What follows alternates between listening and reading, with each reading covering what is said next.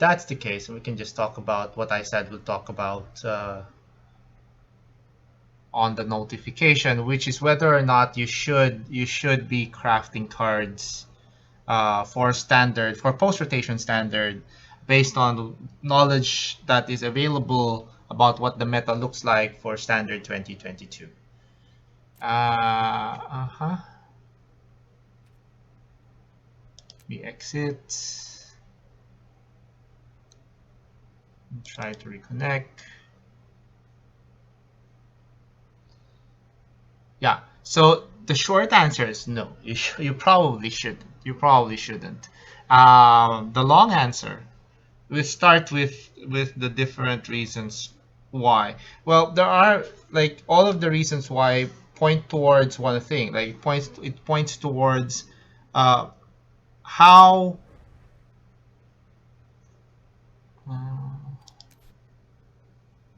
it points towards how useful is this information from standard 2022 actually going to be when we actually enter standard after rotation. And there are several ways of looking at that particular situation. The first way, and I think the best way of looking at that, is considering what happened in the past, right? You consider what happened in the past. You can go back several years, and every rotation, you can think about uh, what were the new decks that came up that supplanted the old decks, and how similar were those to what people were thinking about would become good after rotation. Okay, so let me start with that, going back to the original Theros. So if you weren't around during that time, of course, Magic Arena was not yet around during that time. Uh, when the original Theros was launched, in the standard, or in the standard setup, where there used to be the original, not the original Ravnica, but the first return. This isn't going to happen. Let's just try to reconnect again. So the original return to Ravnica, meaning the second time we went to Ravnica, that was in standard. And the other set that was in standard was Innistrad. So Innistrad and Ravnica, Return to Ravnica, were the ones that were in standard. And during that time, there were a lot of powerful dual color, multicolor decks prior to rotation. There were a lot of powerful multicolor decks like Jeskai Control. Uh, there were a lot of powerful uh, aggressive decks like I think Naya Agro was the aggressive deck of choice then. And then we still had Huntmaster of the Fells and Bonfire of the Damned for mid-range decks.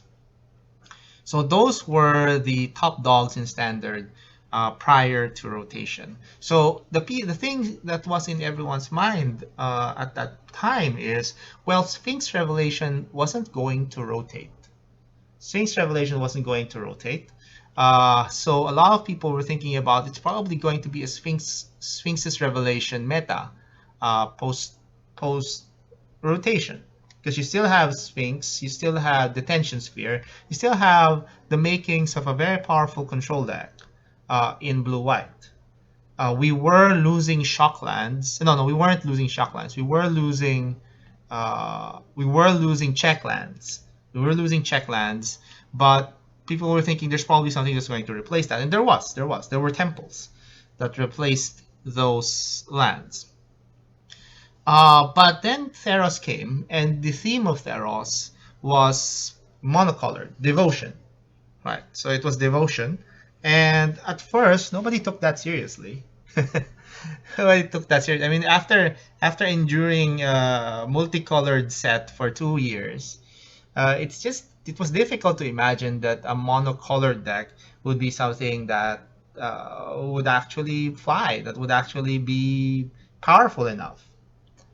And of course, we all know what happened next, right? 2, 3 weeks into the meta, into rotation, after people have drafted their packs and turned their attention to standard, lo and behold, the best decks in standard were monocolored decks. And Sphinx's Revelation, it is not, Brent. So as you can see here, it is not.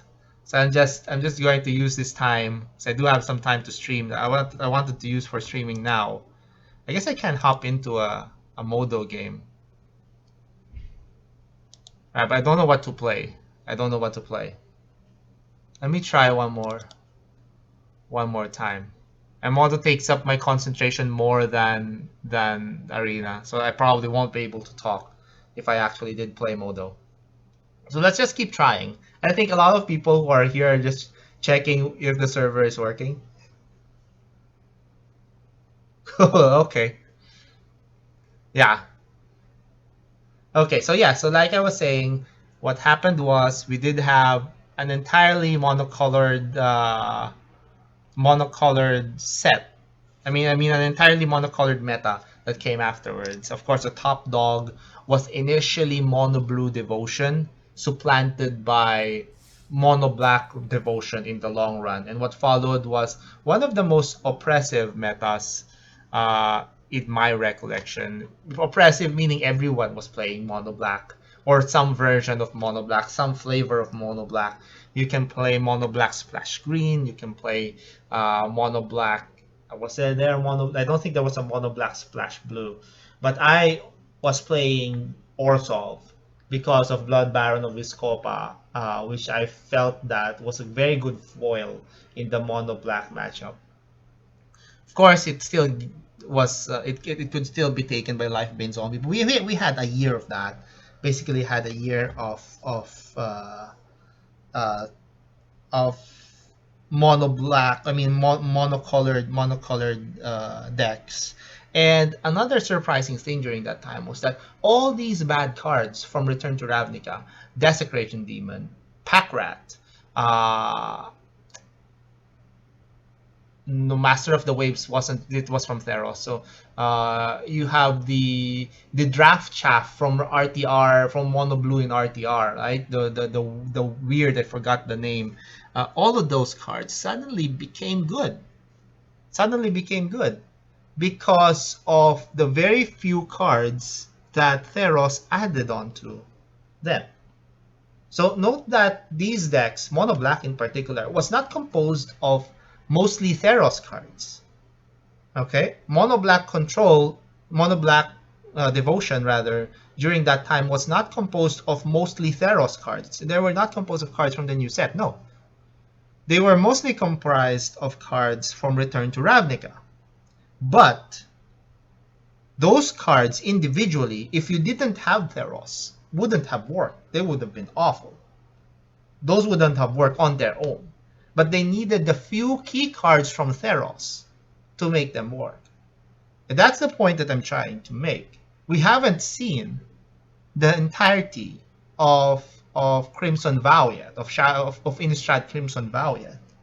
So those few things from Innistrad Crimson Vow, they don't have to be a lot of things. As people would say, oh, this is just one set, right? It's unlikely that there's a ton of stuff in that one set that's going to invalidate everything that we've learned from Standard 2022.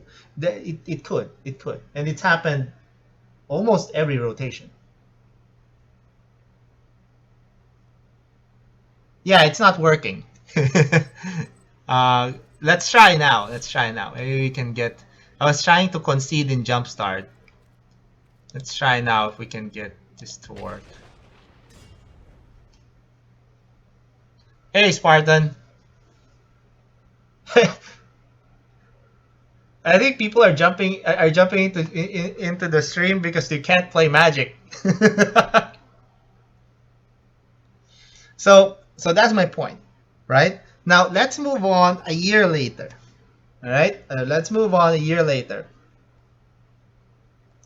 I mean, all even big games have problems. I don't know because I only played this one, but I would like to think that many games have problems like this. I mean, I could be wrong. Okay, so let's jump a year later, right? So we've endured a year of Mono Black Devotion, and then finally RTR, not Theros, RTR was finally going to rotate. Yep, yep. That's why you're here.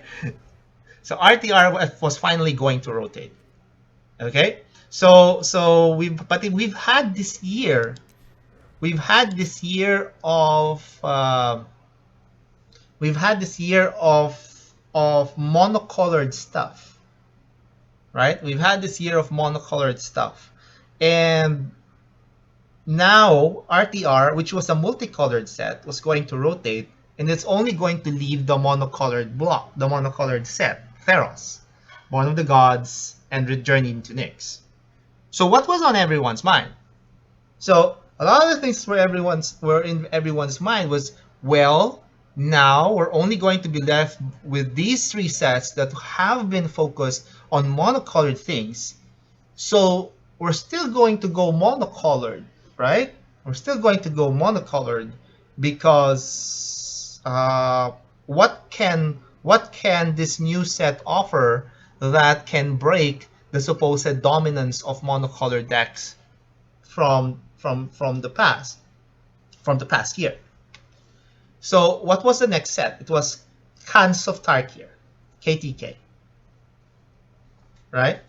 And what happened there, if you were playing that time, and maybe many of you were already playing that time, was that we totally forgot about monocolored decks. Like whatever monocolored deck you were trying to build with Grey Merchant of Asphodel and Erebos and stuff like that, which were still in the standard meta. And if we did have Arena then, and if we did have a standard 2022 queue then there would probably be a lot of decks that were basically built around, actually built around Elspeth, to be honest. Built around Elspeth, or decks that were trying to make a post-rotation mono black work, or a post-rotation mono blue work, yada yada, and stuff like that. None of those would have been competitive in what the actual meta resulted in after rotation. And we all know that during the first week of that meta, everyone was trying different multicolored, tricolored decks, right? You had Jeskai Mantis Rider, you have Temur Knuckleblade, right? Uh, Actually, my favorite was Jeskai Combo, not Mantis Rider. The right that was yeah, I think that was the time when we did have Jeskai Combo, the Retraction Helix combo. That's my favorite. Right? That was that standard, right? And of course, the king, none other than Siege Rhino. Siege Rhino, an Abzan. We didn't have that term yet that time. Abzan. We called that junk, right? We called that junk before, but it's actually black, white, green, and that just swept over the meta. At some point, it became rhinos everywhere, and mono red, I think. But that's the thing, right? So all that preparation that you may have made if we had Arena, and if we had the standard 2022. Right. So yeah. So there was that time where Siege Rhino was ruling the meta essentially. So yeah. So going back to like just 2 years ago, right? 2 years ago, we were introduced to Throne of Eldraine, and whatever deck you had in mind prior to Throne of Eldraine, that just went out the window, right? That just went out the window because first we had Oko, then Fires of Invention, and then we had what was that? Wilderness Reclamation, right? So all of those things again invalidates whatever planning, whatever uh, stuff you had planned out for Eldraine. But it's easy to make it's easy to make that argument and then say, well, that's because Eldraine is one of the most powerful sets in Magic. Okay, right? Yeah, that's true. That's fair. Eldraine is one of the most powerful sets in recent history in Magic, and but Theros wasn't. In fact, Theros, the original Theros, was one of the weakest uh, sets in the history of Magic, but it was still able to turn the meta on its head and invalidate any information that you may have gained during those few months where you were trying to test out uh, decks for what would happen after rotation, right? And you can also say that Khans actually is a powerful set.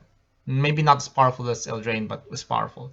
So let's move 1 year later, right? So let's move 1 year later, and let's move 1 year later, and what happens is you have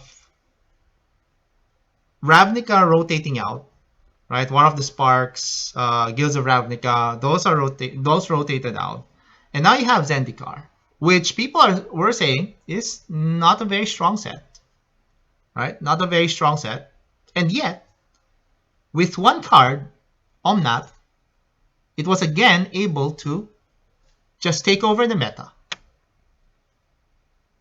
right? And they were able to fix that quite quickly. They banned Omnath quite quickly, right? But then what happened? But then we had rogues, right? And no one would have been able to predict stuff like that.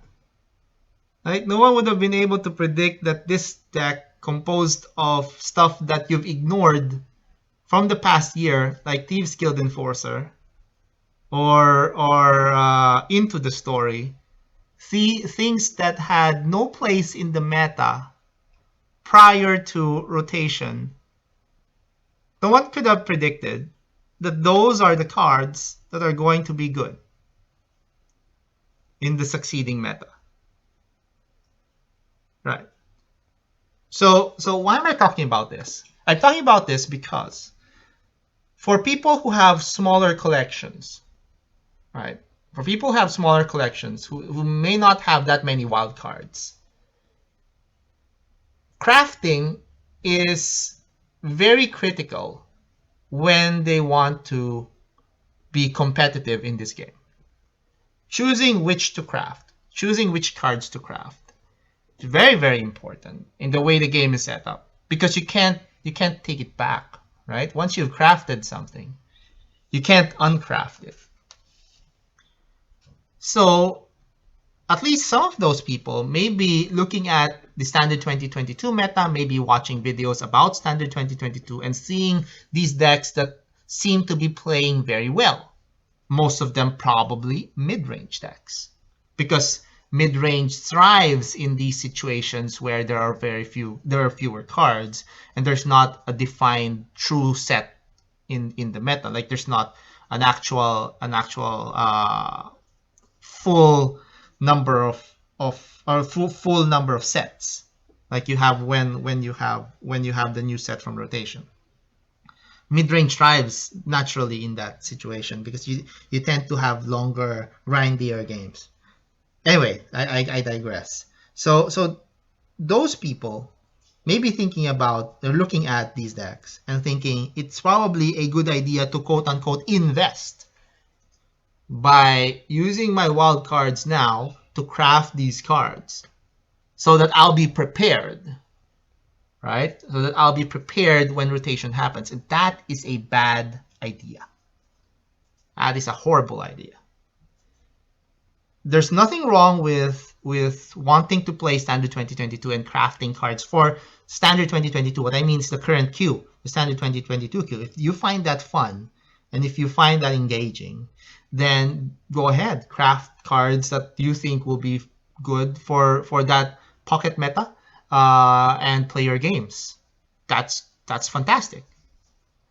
But if your intention is to craft these cards now with the perspective that they're going to be good for you once we have Crimson Vow, you may be sorely disappointed. And so that's what I'm trying to argue here, and hopefully, if you haven't yet, prevent you from crafting things solely for that purpose.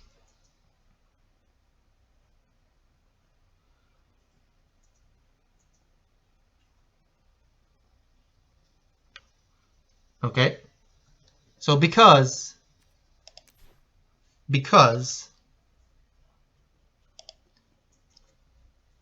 all the previous sets in previous years have shown that the information that you gather from a set, from an incomplete set or an incomplete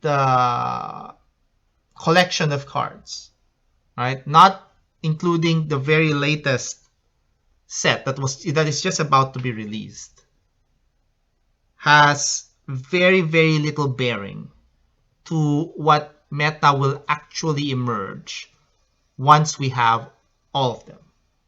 So once we have Innistrad Crimson Vow, suddenly, even after Innistrad Crimson Vow is spoiled, people won't actually have an idea of what's good yet. Even during that time, people won't still have a good enough idea of what's good until people actually start playing with the cards. Until we see people grinding on Magic Online, not Magic Arena, Magic Online, playing leagues and figuring out what are the best decks. And then we have also, of course, people in Arena doing that, but with far fewer stakes, because there are no stakes when we play on the ladder. There's hardly any stakes. Right. That's a conversation for another time, but that's my point. Right. So if you are thinking about crafting cards